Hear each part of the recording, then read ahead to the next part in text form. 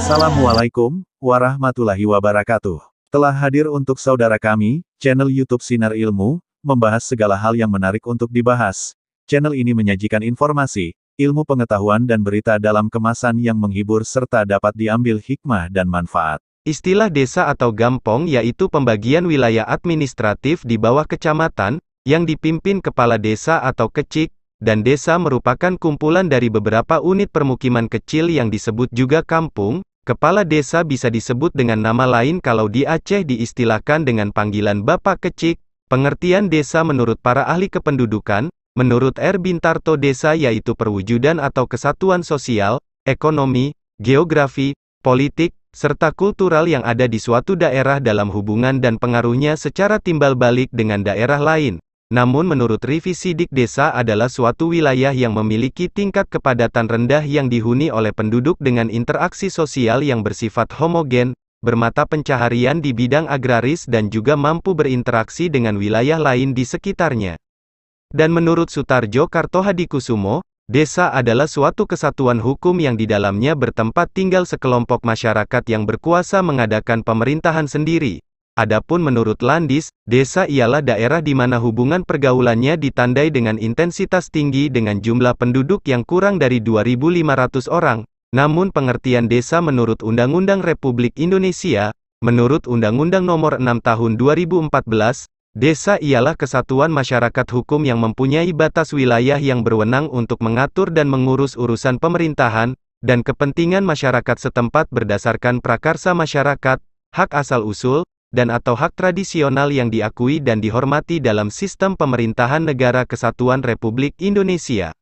Kewenangan desa diantaranya, menyelenggarakan urusan pemerintahan yang ada berdasarkan hak asal-usul desa, tugas pembantu dari pemerintah, pemerintah provinsi, dan pemerintah kabupaten ataupun kota.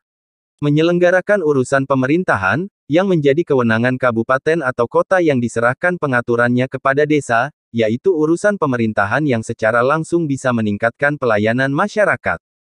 Urusan pemerintahan lainnya yang diserahkan kepada desa. Ciri-ciri masyarakat desa. Pembagian waktu yang lebih teliti dan sangat penting, untuk bisa mengejar kebutuhan individu. Penduduk di desa cenderung saling tolong-menolong karena adanya rasa kebersamaan yang tinggi. Hal tersebut berkontribusi akan tingginya tingkat ketergantungan masyarakat di desa terutama bagi penduduk berusia lanjut. Pembagian kerja antar penduduk desa cenderung membaur dan tidak memiliki batasan yang jelas. Hal ini dikarenakan rasa kebersamaan dan gotong royong yang amat tinggi pada masyarakat desa. Penduduk desa cenderung mengerjakan pekerjaan yang sama seperti anggota keluarganya terdahulu.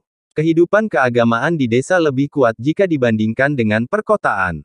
Hal ini dikarenakan ketatnya kontrol sosial oleh sesama masyarakat desa. Perubahan-perubahan sosial cenderung terjadi lambat, tergantung pada keterbukaan masyarakat desa dalam menerima pengaruh yang cukup berbeda dari adat istiadat setempat. Kreativitas dan inovasi cenderung belum diimplementasikan jika penduduk desa tidak mencari tahu informasi terkini tentang hal perkembangan zaman dan teknologi. Interaksi banyak terjadi berdasarkan pada faktor kepentingan bersama daripada faktor kepentingan pribadi.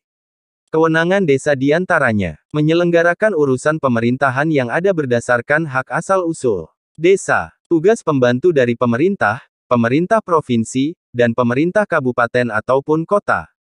Menyelenggarakan urusan pemerintahan, yang menjadi kewenangan kabupaten atau kota yang diserahkan pengaturannya kepada desa, yaitu urusan pemerintahan yang secara langsung bisa meningkatkan pelayanan masyarakat.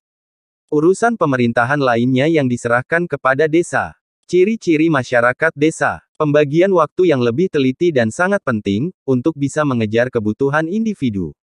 Penduduk di desa cenderung saling tolong-menolong karena adanya rasa kebersamaan yang tinggi.